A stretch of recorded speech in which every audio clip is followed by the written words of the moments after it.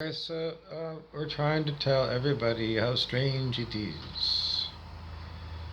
Well, it's just this new TV show. It's a new reality show, and the new reality show is candid camera on you, the unsuspecting TV watcher in your hometown of wherever the fuck you might be, including Atikokan, Ontario.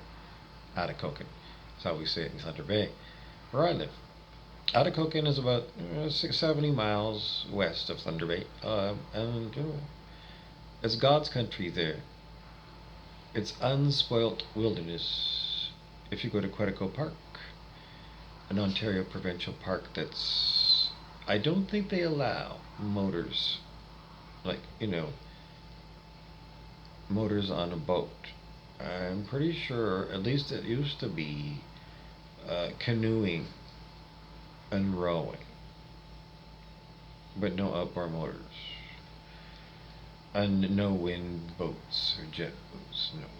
Just quiet, so that you quietly paddled around like you were Pierre Elliott Trudeau in one of his election commercials in the 1980s. Just Pierre Elliott Trudeau, Justin Trudeau's dad. I mean, he really pulled it off. PET was his pet name, Pierre Elliott Trudeau. Well, he was a known homosexual because when I came out in Vancouver, Canada, well, it was before I actually came out. Or was it? Yeah, I think it was. I can't remember. It was very early in me coming out process. But one night in Vancouver, it does occasionally snow in the wintertime in Vancouver. It does occasionally snow, but mostly it rains in the winter. Anyways, one snowy night in Vancouver, I went out for a walk, and and there was not a soul out walking because it was a snowy night, and people were all huddled inside. But whatever reason, I had to go out, and I went for a long walk, and I walked by Numbers Cabaret. Was it Numbers? I think it was Numbers. And whatever, there was nobody in there. So I went in, and I went way to the back or something, and I ordered a beer. And there was a drag queen there. And we might have been the only two people in the bar. If there was any more than that, they were at the far end of the bar, and they were nowhere near us. So, she was Oriental, so maybe Thailand would be her background. English as a second language, definitely. Now,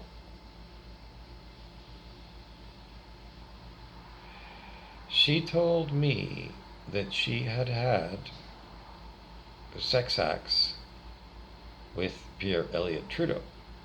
And she said, that's what he was into. Men. Transvestite men. But remember, when Pierre Elliott Trudeau was Justice Minister, what government would that be? I can't remember. I don't know. Anyways, he was Justice Minister when he changed the laws in Canada in 1967, and he said the state has no business in the bedrooms of Canadians. And with that one fell swoop, he no longer made homosexuality illegal. But there was still quite a few homosexually related criminal code things that were left in there, like gross indecency. Gross indecency was giving a blowjob, but a criminal code offense, well, even past 1967, giving a blowjob in Canada in those days was a criminal offense. Did it have to be guy on guy, or could it be woman on woman?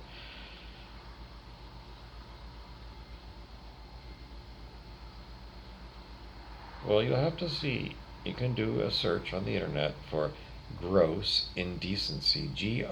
GROSS indecency.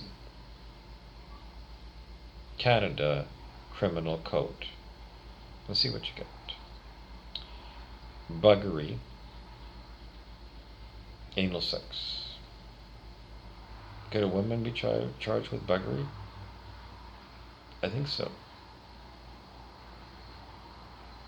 These are Victorian laws, sexual misery laws, that are actually criminal offenses. Who appointed the government to be your morality police? Well, they controlled your access to alcohol.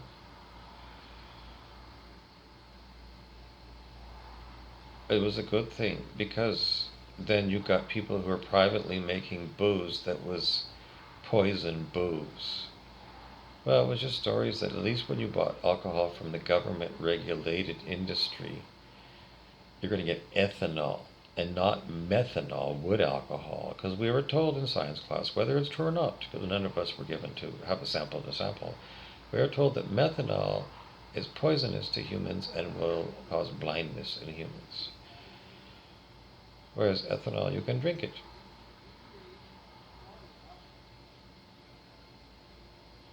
For fun and excitement. In small quantities. You don't overdo it, because then you'll barf. You get dry heaves, and you have a 3-day hangover, and have to go buy, beanies is what we called them in those days when I was drinking. I don't know, 20 years old, I suppose. Deanies. Hector Dougal and I called them Deanies, because they had codeine in them. Deanies. What are they? Tylenol with codeine. And you could buy them at the drugstore.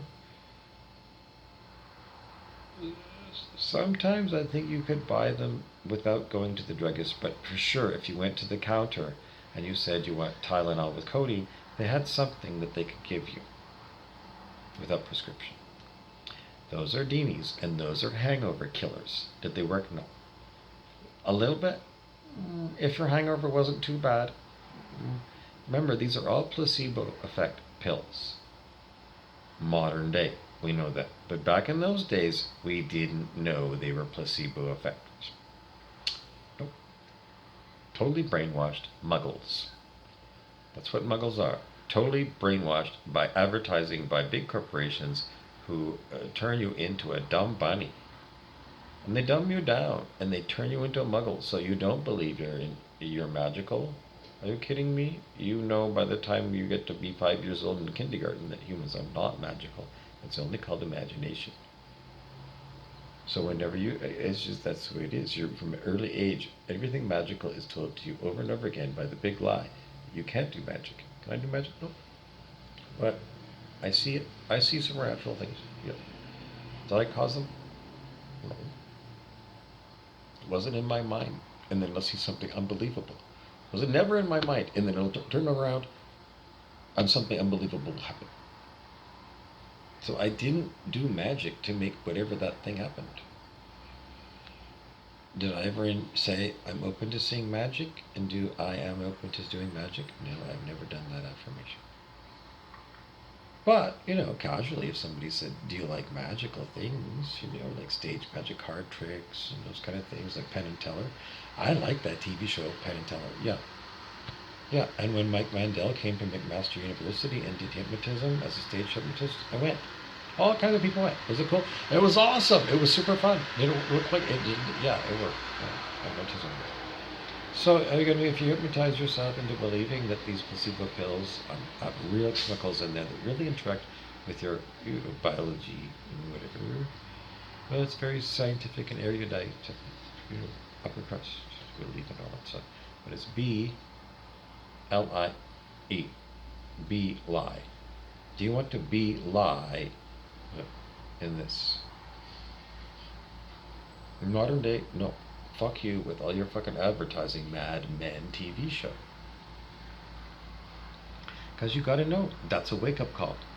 That's really the way they think. So you gotta have really, really good consumer behavior to avoid these advertising traps.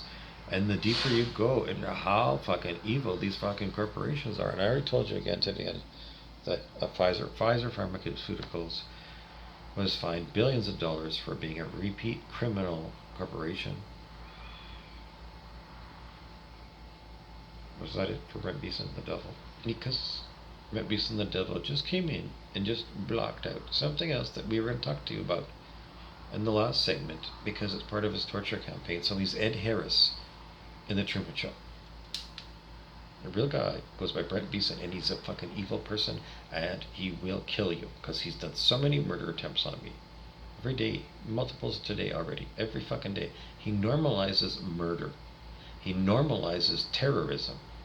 If you watch Howard Stern, then you are brainwashed and desensitized because that man is a fucking evil fucking shit thing. Howard the fuck Stern is going to hang by the neck until he drops dead. No, that's not how it works. You go on a platform and they put the hangman's noose around your neck. And then there's a swinging door that you're standing on. And then the hangman pulls a lever and it releases the latch. And then the floor swings down, and then the person's body weight pulls them down and accelerates them down until they hit the end of the rope. And that's supposed to be enough force to snap your neck, to break your neck and kill you. And then the horrible stories are people who were hangmen who didn't do the job right, didn't calculate, because they said in those days it was based upon your weight. This story is falling apart, and Brent Beeson the Devil already called it in the background. Because he said, what weighs more, a pound of feathers or a pound of bricks? Does a pound of feathers fall at the same rate as a pound of bricks? Or because they're feathers, they fall slower to earth? Go back to physics in your high school. Now, they're going to say terminal velocity of a feather is very slow. And terminal velocity of a brick is very fast.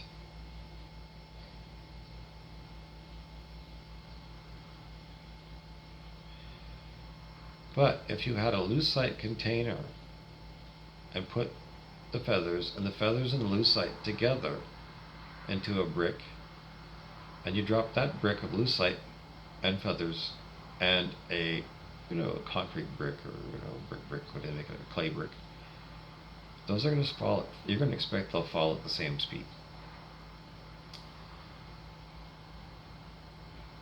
I don't know. Am I wrong?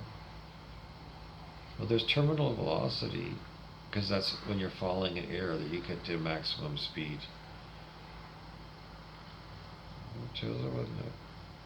What is the energy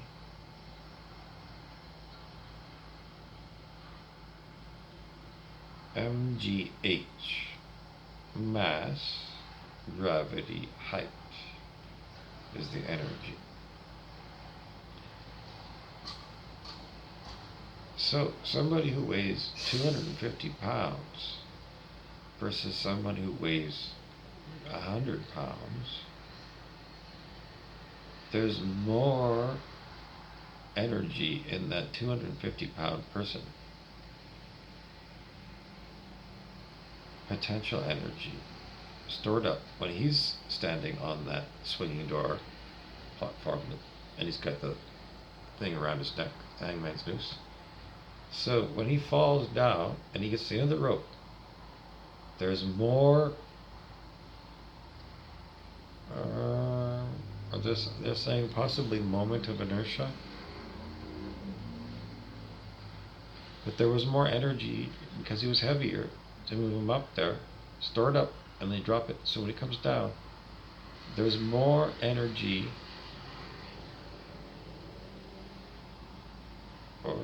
In him moving this direction, and then when he hits the end of the rope, off goes his head.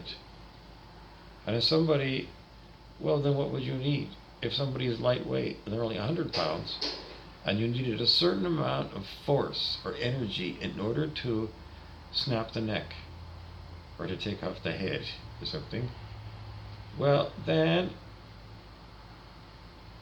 you're going to need more height.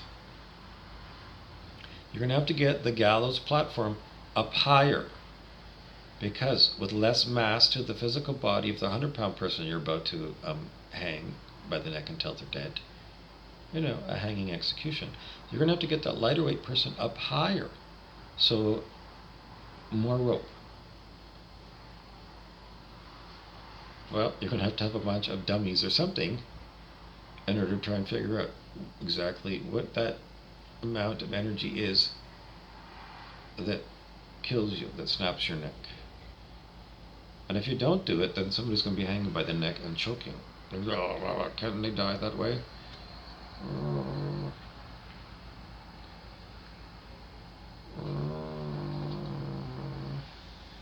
Because in the movies they would say, yeah, you would be strangled.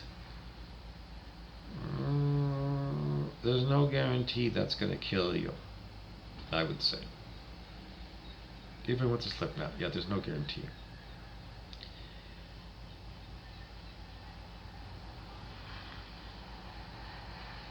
Because even when they talk about Epstein, I don't know, didn't kill himself or something, but they say, well, I don't know, hung by like bed sheets or something. Fuck off. You can't strangle yourself with bed sheets.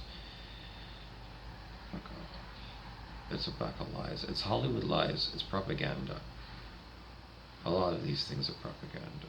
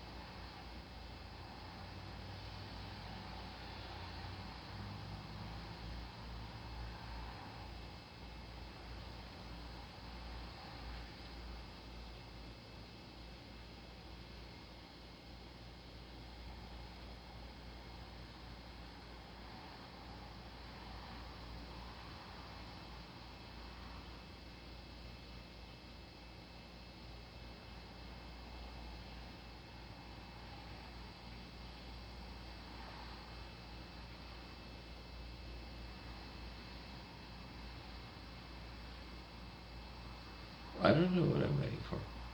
I can hear Brent Beeson in the background trying to decide if he's dead yet or not. Because that devil, I don't know, that devil needs to hang by the neck until he's dead for sure. Because he's the evil one that tortures me and, does murders on me every day. Well, it's enough intention and me feeling so fucking sick that I feel like I'm dead by remote neural monitoring electronic harassment. His intention is to kill me. He really is. Right? Whoever that human person is that plays that character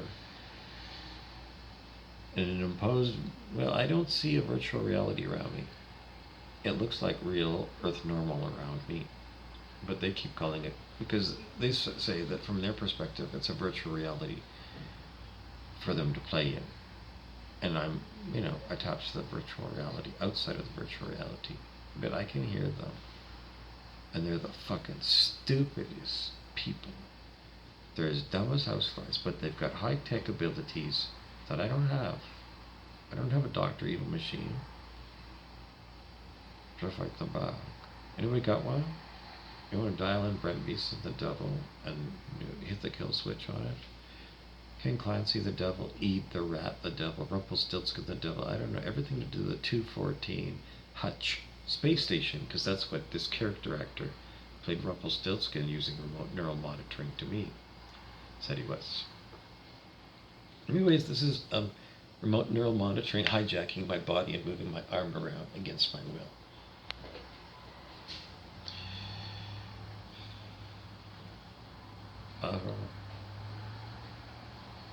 What do you think?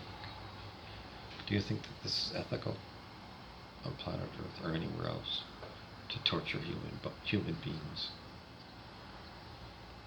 to depersonalize human beings by electronic harassment, to take away their ability to speak their own voice, to give them heart attacks, to make them shit their pants by remote control, to send directed energy weapons at the end of your dick pic, to give you mind wipes. I don't know, a million times I tell you the same things. Did you hear about Kenny Blackwood? Kenny Blackwood, yeah, I was talking about him and John Kaplanis today in the Social Memory Complex that is my channel. Who else was there today? Frank Saint Amand of British Columbia was there. No, she wasn't there. Bill Stamp was there. Hector Dougal was there. Ricky LaHaye was there. Brad Timka was there. Dale Smith is there now. Darren MacArthur was heavily chastised today.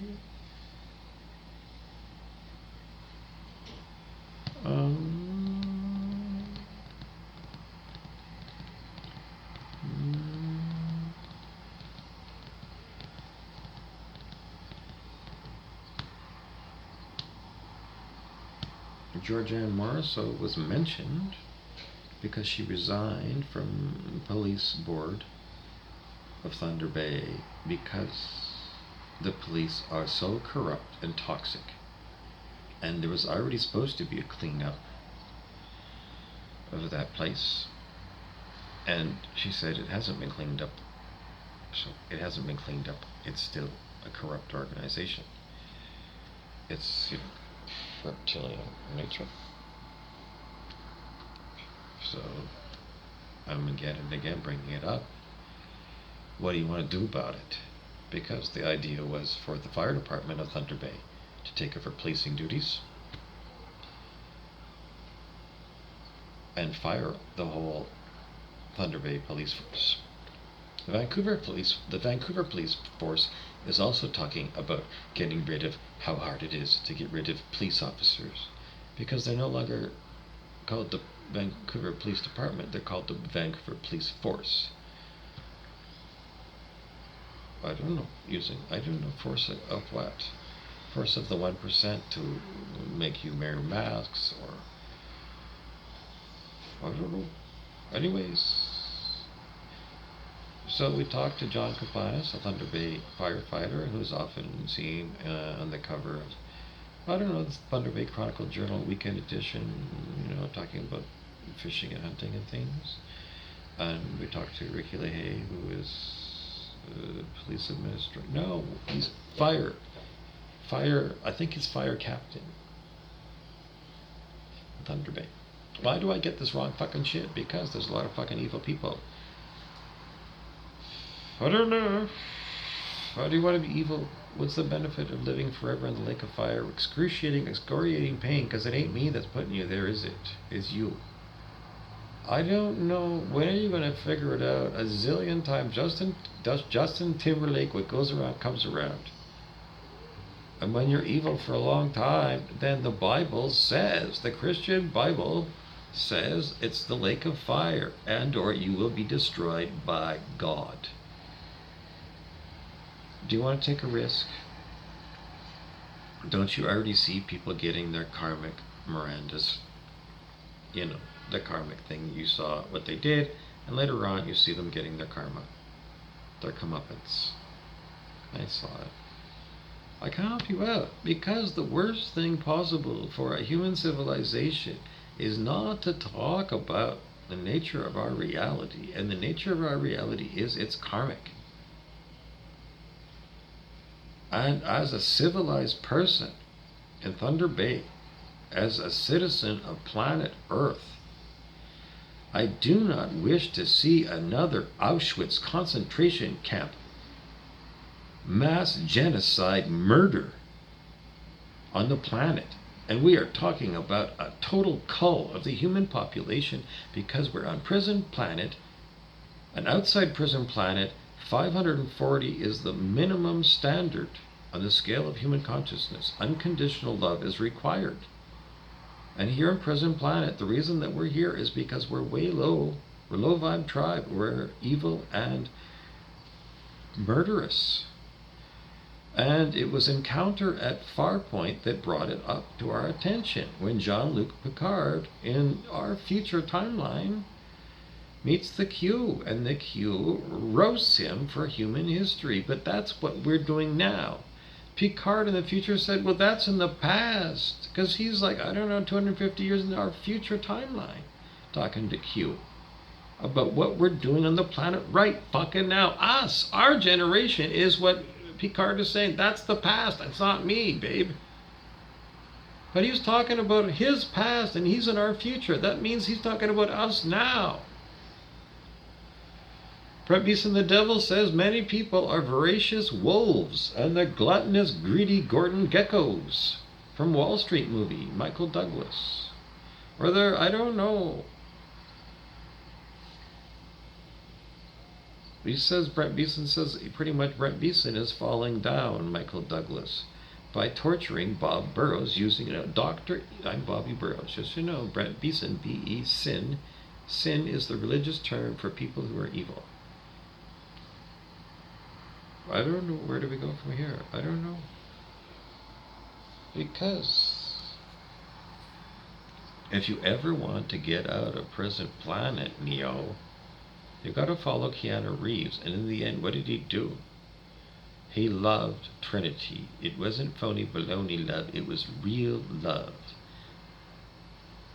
Just 1 minute of real love, baby. Real love. Real love. The Doobie Brothers, Michael McDonald.